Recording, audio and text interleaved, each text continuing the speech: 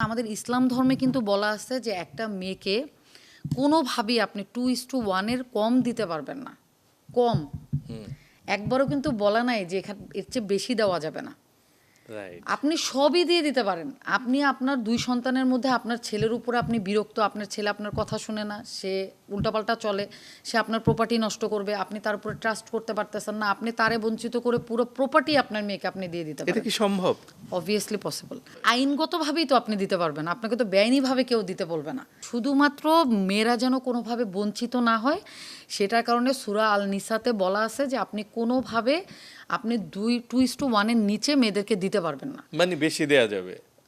সব দেওয়া যাবে, অফুরন্ত আপনি সবই দিয়ে দেন, কিন্তু নিচে দিয়েন না। এটা কিন্তু একটা লিমিট। সো এই ক্ষেত্রে আমরা যেটা করি, আমাদের বাবা মারা যখন প্রপার্টি ভাগযোগ না করে মারা যায় তখন সবার আগে ভাইয়েরা সবার আগে টপ করে এসে পড়ে যে না, ইসলামে বলা আছে 2:1, এর বেশি দিলে তো আমাদেরই গুণ হবে, ব্যাপারটা এরকম, এর বেশি দেওয়া যাবে না।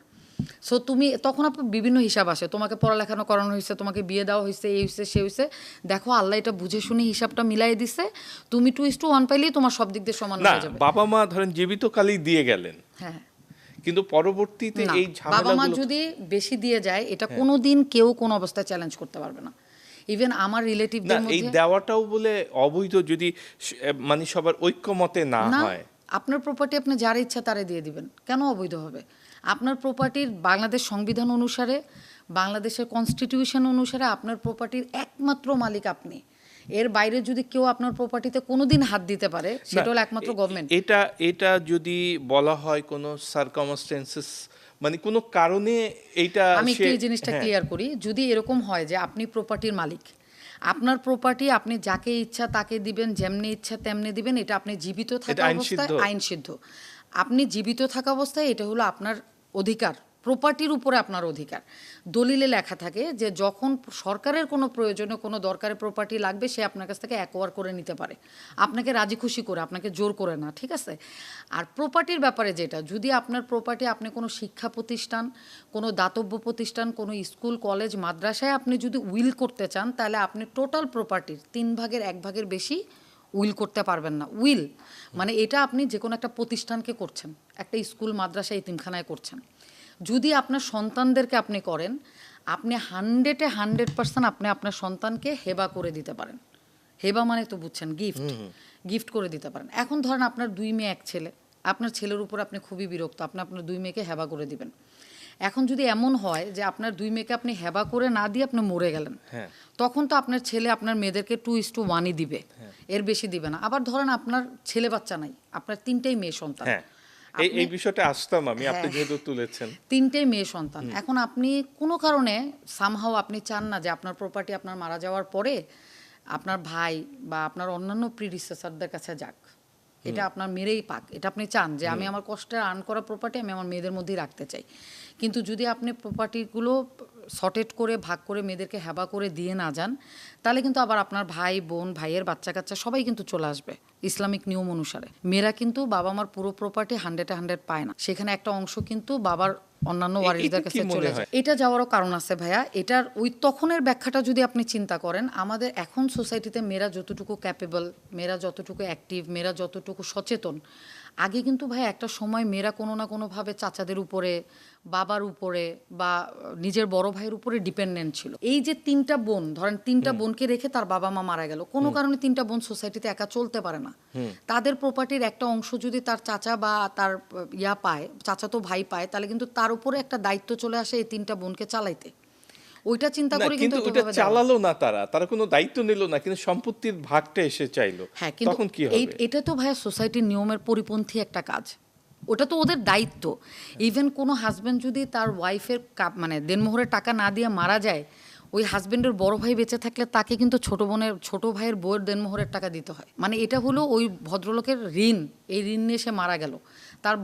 দেখা গেল যে তার বড় ছেলে আছে, বাবা কোনো দিন টাকাটা দেয়নি, ছেলেকেও কিন্তু মাকে দেনমোহরের টাকাটা দিতে হয়।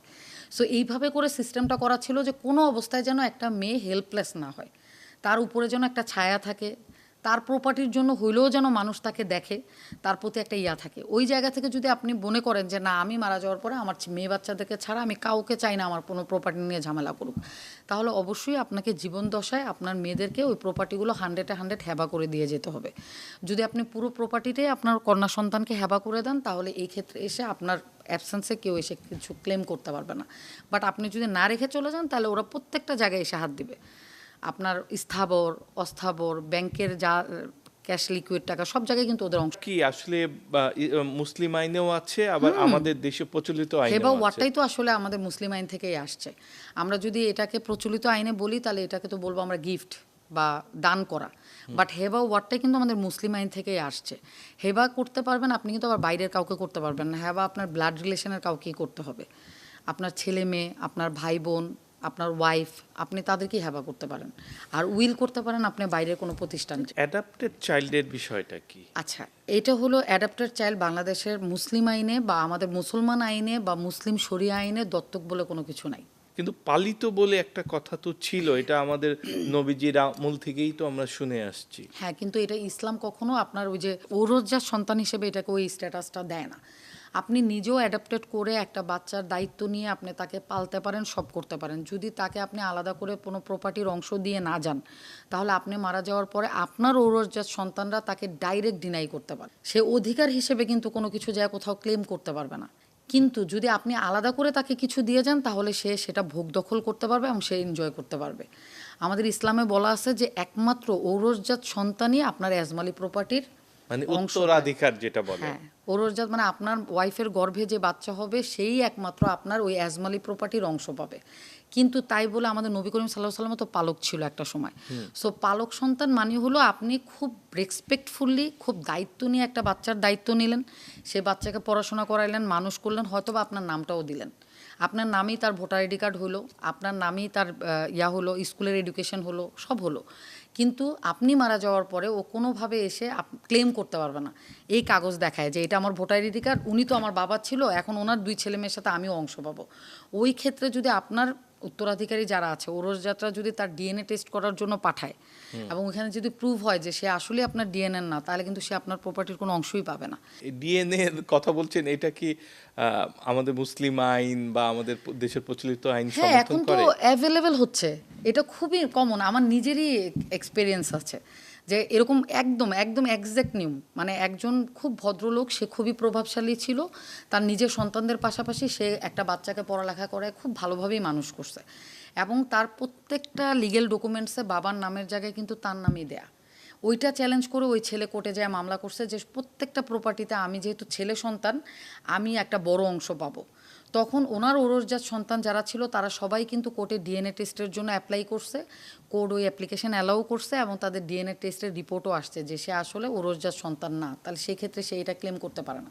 যে সম্পত্তির মালিক বাবা হোক মা হোক, তার সন্তানদের মধ্যে তিনি যেটা চাইবেন সেটাই ফাইনাল।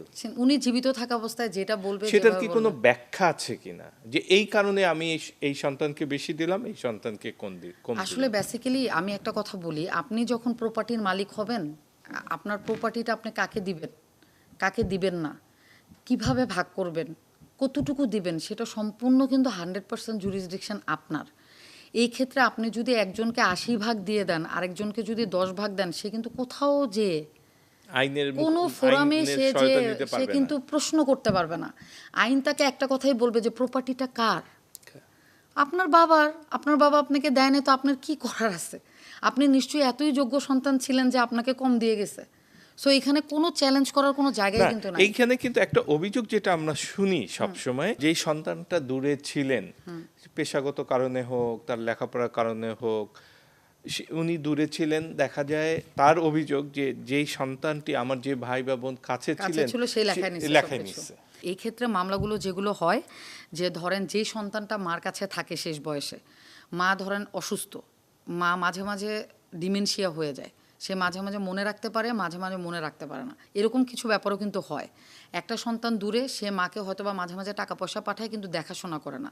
একটা সন্তানের পুরো ফ্যামিলি মিলে মাকে দেখাশোনা করে, মাকে রাখে, টেক কেয়ার করে, সব কিছু করে। মারা যাওয়ার পরে হঠাৎ করে শোনা যায় মা যখন মারা গেল বা বাবা যখন মারা গেল, যেই সন্তানের ঘরে বাবা মা ছিল, যে টেক কেয়ার করছে, সে হঠাৎ করে একটা দলিল বের করে ভাই বোনদের সামনে যে দেখো মা মারা যাওয়ার আগে, বাবা মারা যাওয়ার আগে মার প্রপার্টিটা মা কিন্তু আমাকে দিয়ে গেছে, বাবারটা কিন্তু বাবা আমাকে দিয়ে গেছে। এটা আমরা অনেক দেখি। সেই ক্ষেত্রে যেই ভাই বোনরা এই প্রপার্টি থেকে বঞ্চিত হয় তারা কিন্তু কোর্টে যে মামলা চ্যালেঞ্জ করতে পারে ওই হেবা দলিলটা, কিন্তু এখানে গ্রাউন্ড খুব লিমিটেড।